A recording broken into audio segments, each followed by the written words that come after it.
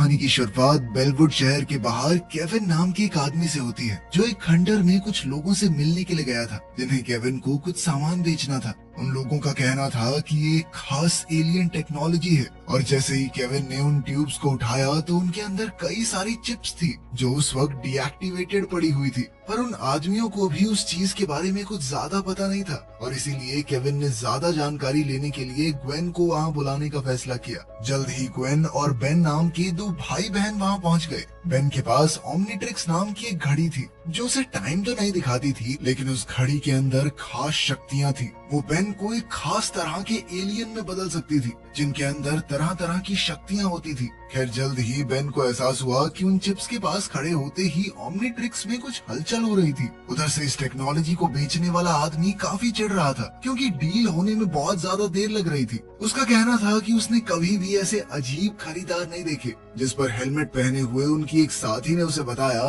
कि असल में ये लोग प्लम्बर्स का हिस्सा हैं, जिन लोगों का काम इस धरती को एलियंस से बचाना था। लेकिन उसका ये जवाब सुनकर बेन काफी हैरान था, और वो जानना चाहता था कि आखिर ये सब उस लड़की को कैसे पता चला। जिस पर उस लड़की ने बताया कि असल में उसका नाम एलेना वैलिडस है, और वो भी एक समय पर प्लम्बर्स की सदस्य हुआ करती थी। लेकिन फिर उसके पिता विक्टर के साथ ही उसे भी निकाल दिया गया। लेकिन इस सब के दौरान उनमें से किसी को भी अंदाजा नहीं था कि एक अनजान आदमी उन पर नजर रखे हुए था। इधर बेन एलेना को वहाँ देखकर काफी हैरान था, क्योंकि उसके दादा मैक्स ने उसे बताया था कि एलेना और उसके पिता ने प्लम्बर्स इसलिए छोड़ा था क्योंकि वो लोग कहीं दूर जाकर रहने वाले थे। लेकिन एलेना ने कहा कि ऐसा कुछ नहीं हुआ था। लेकिन बेन अभी भी ये समझने की कोशिश कर रहा था कि आखिर एलेना इन गैर कानूनी ठगों के साथ क्या कर रही है। जिस पर एलेना ने उसे बताया कि वो यहाँ पर सिर्फ उससे मिलने के लिए ही आई थी, क्योंकि उसके पिता विक्टर पिछले कई दिनों से गायब हैं, और लाख कोशिशों के बावजूद भी उनका कोई सुराग नहीं लग पाया था। पर तभी दूर खड़े उस आदमी ने चिप्स को कंट्रोल करना शुरू कर दिया,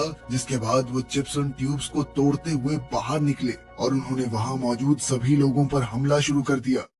अपने साथियों को बचाने के लिए बेन ने ओमनीट्रिक्स का इस्तेमाल करने की कोशिश की, पर चिप्स की वजह से वो चल ही नहीं रही थी। जिसके बाद उन सभी चिप्स को खत्म करने की जिम्मेदारी केविन और ग्वेन की थी। उन चिप्स को बेचने वाले लोगों को कुछ भी समझ नहीं आ रहा था, इसीलिए वो तुरंत वहाँ से भागने लगे। लेकिन तब तक तो उन चिप्स ने पूरी बिल्डिंग को ही तोड़ना शुरू कर दिया, जिसके चलते वो लोग बड़ी मुश्किल से वहाँ से निकल पाए। उधर जब बेन ने गौर से एक चिप को देखा तो वो समझ गया कि ये जरूर कोई रिमोट कंट्रोल्ड हथियार है, जो एक खतरनाक कीड़े की तरह हमला करते थे। और तभी बेन की नजर पास में खड़े उस आदमी पर पड़ी, और कहीं ना कहीं उसे यकीन था कि यही आदमी उन चिप्स को कंट्रोल कर रहा है। इसीलिए उसने इस आदमी को रोकने का फैसला किया।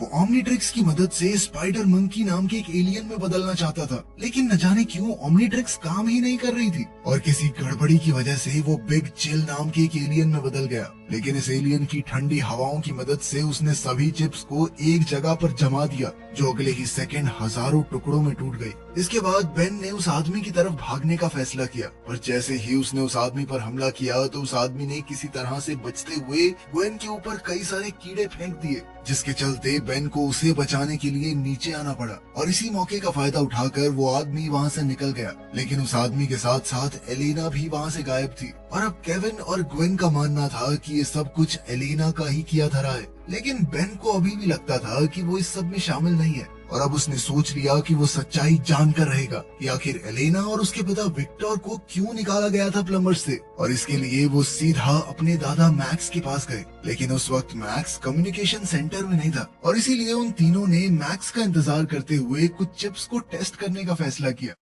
जिसमें उन्हें पता चला कि ये चिप्स पूरी तरह से टेक्नोलॉजिकल नहीं थी। उनके अंदर मशीन के साथ साथ एक जिंदा कीड़ा भी था। इस बारे में और ज्यादा जानने के लिए ग्वेन ने अपनी शक्तियों का इस्तेमाल करने का फैसला किया, लेकिन उसकी जादुई शक्तियाँ उस पर काम नहीं कर रही थी। जिसके बाद केविन ने ये काम कंप्यूटर की मदद से करने का फैसला किया, और इस काम में थोड़ा समय लगने वाला था, और इसीलिए बेन का मानना था कि उन्हें ये समय एलेना को ढूंढने में इस्तेमाल करना चाहिए। लेकिन ग्वेन इसके लिए बिल्कुल भी तैयार नहीं थी, और इसी को लेकर उन दोनों में बहस शुरू हो गई। ये बहस तब तक चलती रही जब तक उनके दादा मैक्स वहाँ नहीं पहुँच गए। वहाँ आते ही मैक्स की नजर उन चिप्स पर पड़ी, जिन्हें देखते ही मैक्स का कहना था कि मैंने ये चीज पहले भी कभी देखी है, लेकिन बुढ़ाऊ को याद नहीं आ रहा था कि कहाँ। तभी बेन ने सही मौका देखते हुए उनसे एलेना और विक्टर की सच्चाई के बारे में पूछा।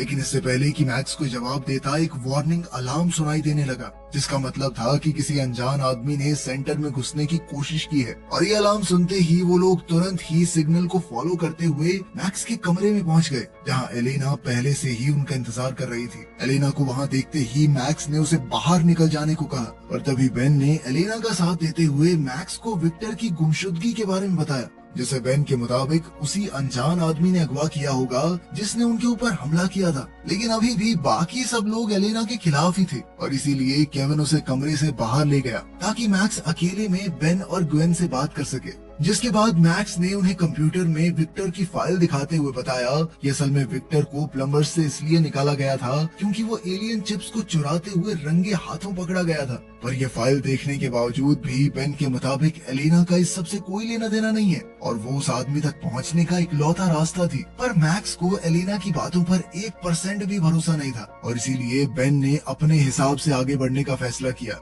जिसके बाद वो मैक्स की बाइक लेकर एलेना के साथ खुद ही उस आदमी को ढूंढने के लिए निकल गया, और अब वो लोग तेजी से उस जगह की तरफ बढ़ रहे थे जहां एलेना को वो चिप्स मिली थी। उधर विक्टर रात के समय एक सुनसान सड़क पर अकेला चल रहा था कि तभी दो आदमियों ने उसे रास्ते में ही रोक लिया, और उनके मुताबिक उसे रात में ऐसे अकेले नहीं घूमना चाहिए। पर विक्टर का कहना था कि वो बिल्कुल भी अकेला नहीं है, और ये कहते ही उसने अपने कोट के नीचे से कई सारे कीड़ों को उन आदमियों के ऊपर छोड़ दिया। इधर बेन और एलेना तेजी से आगे बढ़ रहे थे, पर वो इस बात से अनजान थे कि विक्टर पहले से उनका इंतजार कर रहा था। और जैसे ही वो दोनों एलेना की बताई हुई जगह पर पहुंचे तो उन्होंने चारों तरफ छानबीन करना शुरू कर दिया। वहीं विक्टर उस बिल्डिंग के बाहर शिपिट नाम की एक कंपनी के ट्रक में हजारों चिप्स लोड करवा रहा था, और इस हलचल के बावजूद भी उन दोनों को कुछ भी पता नहीं लगा, और वो विक्टर की लैब में छानबीन करने में लगे हुए थे, जहां उन्हें कई सारे डॉक्यूमेंट्स मिले जिनमें शिपिट का डिलीवरी फॉर्म भी शामिल था। इससे पहले कि वो लोग कुछ समझ पाते तभी उनका सामना कुछ अनजान लोगों से हुआ जो उनकी मदद करना चाहते थे। पर तभी बेन की नजर उनकी आंखों पर पड़ी जो काफी अजीब सी थी, जिसके बाद एलेना ने उसे बताया कि उन लोगों के अंदर चिप्स घूम रही थी और न जाने कैसे वो उनके काबू में है।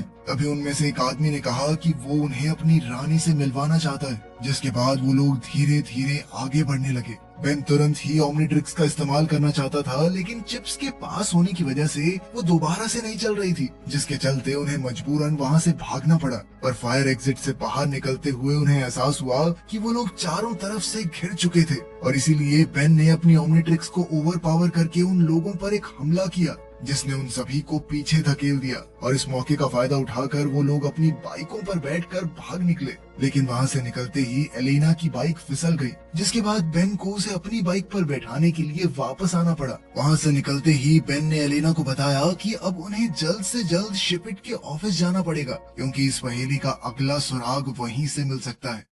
उधर सेंटर पर केविन और ग्वेन ने आखिरकार चिप्स के एनर्जी सिग्नेचर का पता लगा लिया था। उन्होंने हिसाब लगाया कि इस तरह की एनर्जी सबसे ज्यादा शिपिट के डिस्ट्रीब्यूशन सेंटर में मौजूद थी। उन्होंने तुरंत ही वहां जाने का फैसला किया, पर वहां पहुंचने पर उन्हें पता चला कि सेंटर तो पूरी तरह से खाली हो चुका था। उन्होंने फिर भी छानबीन जारी रखते हुए कोई सुराग ढूंढना शुरू कर दिया, और अपनी तहकीकात में उन्हें दुनिया भर में भेजे गए सामान की पर्चियां मिली। पर तभी वहां काम करने वाले एक आदमी ने उन्हें देख लिया, और उसने उन्हें तुरंत वहां से चले जाने को कहा। लेकिन उन्हें ये समझ नहीं आ रहा था कि आखिर इतनी रात कोई आदमी यहाँ कर क्या रहा है। और सवाल करने पर उसने जवाब दिया कि मेरा काम अपनी रानी की सेवा करना है, और उसके लिए समय मायने नहीं रखता, फिर चाहे टाइम जो मर्जी हो, फर्क नहीं पड़ता। उस आदमी का जवाब सुनते ही वो दोनों समझ गए कि वो भी उन चिप्स के वश में था। इसीलिए केविन ने अपने हाथ को एक लकड़ी के हथौड़े में बदल दिया और उस आदमी को एक ही मुक्के में खिड़की से बाहर फेंक दिया, जिसके बाद वो दोनों उन सारी पर्चियों को लेकर वापस अपनी गाड़ी में बैठ गए। और तभी उन दोनों की नजर दोबारा उस कर्मचारी पर पड़ी जो अपने हाथों से कुछ अजीब कर रहा था। और जैसे ही उन्होंने अपने आसपास देखा तो वो तुरंत ही समझ गए कि वो आदमी उन पर हमला करने के लिए चिप्स को तैयार कर रहा था। अगले ही सेकंड उन सभी चिप्स ने उन दोनों पर हमला करना शुरू कर दिया। केविन ने वहां से दूर जाने की कोशिश की, पर उन चिप्स ने 3 बहुत बड़ी बॉल्स का रूप लेकर तेजी से उनकी गाड़ी का पीछा करना शुरू कर दिया। उनसे बचने के लिए केविन ने अपनी गाड़ी को तेजी से घुमाकर एक बॉल की टक्कर कराकर उसे तबाह कर दिया, लेकिन अगले ही सेकंड वो बॉल दोबारा से जुड़ गई और अब केविन के पास अपनी रफ्तार से उन्हें पीछे छोड़ने के अलावा कोई दूसरा चारा नहीं था और इसीलिए उसने अपनी गाड़ी का टर्बो मोड चालू कर दिया। लेकिन इससे भी कोई फायदा नहीं हुआ और वो बॉल्स अभी भी उनका पीछा ही कर रही थी। इसीलिए केविन उन्हें खाली मैदान में ले गया, जहाँ उसने उन बॉल्स को अपनी गाड़ी से कुचलने की कोशिश भी की, लेकिन इस कोशिश में उसकी गाड़ी ही पलट गई। जब वो लोग अपनी गाड़ी से बाहर निकले तो वो चिप्स अभी भी उनके ऊपर थी और अब उन्होंने साथ जुड़कर एक बहुत बड़ी बॉल का रूप ले लिया। अब केविन ने उनका सामना करने के लिए खुद को लोहे का बना लिया, पर तभी अचानक से बेन वहाँ ह्यूमंगसॉर नाम की एक एलियन का रूप लेकर पहुँच गया, जिसके बाद बेन ने उस बॉल को एक ही मुक्के में तबाह कर दिया। पर तभी उन चिप्स ने अपना रूप बदल बदल कर उस पर लेजर से हमला करना शुरू कर दिया, लेकिन ह्यूमंगसॉर की मोटी चमड़ी की वजह से बेन को कुछ खास फर्क नहीं पड़ रहा था। पर बेन के बार बार हमला करने के बावजूद भी वो चिप्स बार बार अलग रूप बनाकर लड़ने आ जाती थी और इसीलिए बेन ने मौका देखकर उन पर केविन की कार से हमला किया, जिसने उन सभी चिप्स को एक ही बारी में तबाह कर दिया। इस मुसीबत को खत्म करने के बाद बेन अपने नॉर्मल रूप में आ गया, जिसके बाद उन सभी ने लैब में एक नए सैंपल की जांच करने का फैसला किया। जिसके बाद वो लोग एलिना को लेकर सीधा अपने दादा मैक्स के पास पहुंचे, जो उस वक्त दुनिया भर में फैले उन हाईटेक कीड़ों की खबर देख रहा था। उन सब की पूरी बात सुनने के बाद मैक्स ने उन नए सैंपल्स की जांच की, जहां उसे पता चला कि ये चिप्स असल में स्पेस से आए हैं। अपनी जांच खत्म करने के बाद मैक्स ने उन सभी चिप्स को वापस डब्बे में डाल दिया, लेकिन अनजाने में उनसे एक चिप बाहर ही छूट गई। इसके बाद वो सभी लोग इस समस्या से बाहर निकलने का रास्ता ढूंढने लगे। तभी बेन को उनकी रानी का ख्याल आया, जिसके बाद उसका कहना था कि उन्हें सिर्फ इन चिप्स की रानी को खत्म करना है, बाकी लोग रानी की मर्जी के बिना काम नहीं कर पाएंगे। लेकिन इस सब के दौरान किसी की भी नजर वहाँ घूम रही चिप पर नहीं पड़ी। साथ ही रानी को ढूंढना कोई इतना आसान काम तो था नहीं और इसीलिए वो सभी लोग कंप्यूटर्स पर बैठकर इस बारे में और जानकारी इकट्ठा करने में लग गए। लेकिन फिर मौका देखकर वो आजाद चिप चुपचाप मैक्स के हाथ पर चढ़ गई, जिसके कुछ देर बाद जब बेन अपने दादा मैक्स से कुछ सवाल पूछने के लिए गया तो मैक्स ने उसके ऊपर हमला करने की कोशिश की, जिसे देखकर बेन तुरंत ही समझ गया कि मैक्स अब उन चिप्स की रानी के वश में था। और जब बाकी लोगों को बेन के चिल्लाने की आवाज सुनाई दी तो केविन ने तुरंत ही पीछे से जाकर मैक्स को बेहोश कर दिया। लेकिन इसके बाद वो लोग आपस में बात करने लग गए, जिसका फायदा उठाकर मैक्स ने स्मोक मशीन चालू कर दी, जिसके धुएं से वहाँ ऐसा माहौल हो गया कि कुछ भी देख पाना बहुत मुश्किल था। और ऐसे हालातों में मैक्स वहाँ से निकलने में कामयाब हो गया।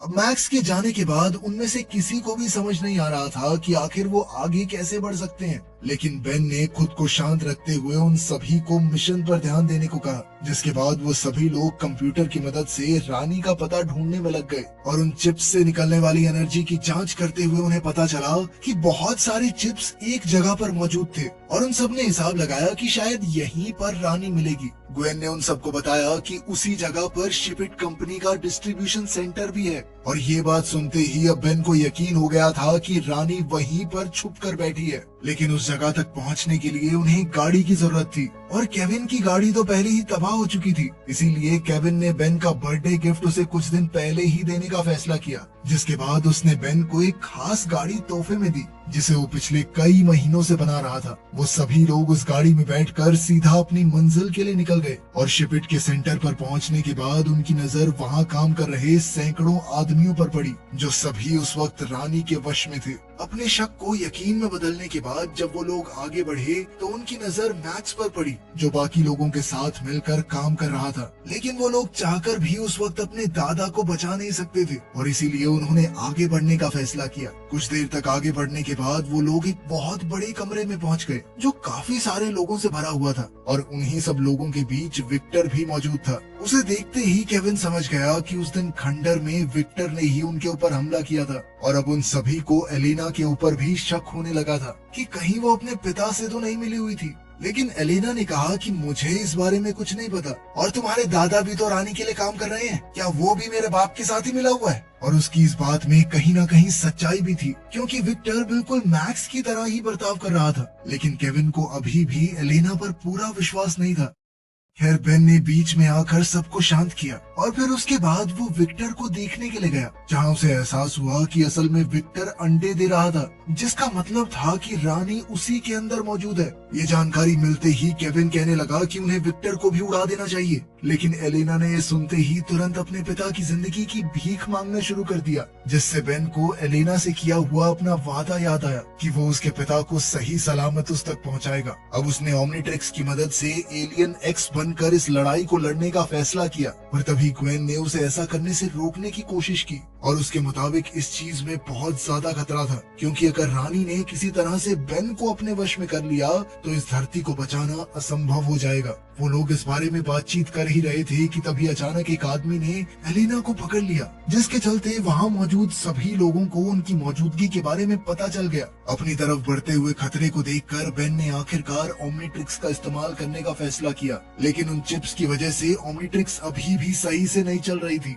और वो बहुत बड़े एलियन एक्स की जगह नैनोमैक नाम के एक दूसरे एलियन में बदल गया, जो असल में इंसान और नैनो चिप का फ्यूजन था। इसके बाद बेन खुद को और छोटा करते हुए सीधा विक्टर की तरफ बढ़ा और वो चुपचाप विक्टर की नाक के जरिए उसके शरीर के अंदर घुस गया, जहाँ पहुँचते ही उसे रानी की आवाज सुनाई देने लगी। वहीं बाहर उसके साथ ही बाकी आदमियों से लड़ने में लगे हुए थे और बेन अकेला विक्टर के शरीर के अंदर उस रानी से लड़ रहा था। रानी उसे अपने वश में करने के लिए हर एक मुमकिन कोशिश कर रही थी। दरअसल रानी का प्लान था कि वो पूरी दुनिया के इंसानों को एक ही बारी में खत्म करेगी और इसके लिए उसने अपने सभी चिप्स को एक्टिवेट कर दिया, लेकिन तभी बेन ने पूरी ताकत के साथ उसके ऊपर एक आखिरी हमला कर दिया, जिससे रानी का शरीर पूरी तरह खत्म हो गया। जल्द ही वहाँ मौजूद सभी लोग वापस अपने होश में आने लगे और बाकी सारी चिप्स भी अपने आप ही तबाह हो गई। बेन भी विक्टर के शरीर से बाहर निकल गया, जिसके बाद उसके दादा मैक्स ने उसे शाबाशी देते हुए अपने पुराने दोस्त विक्टर से भी माफी मांगी,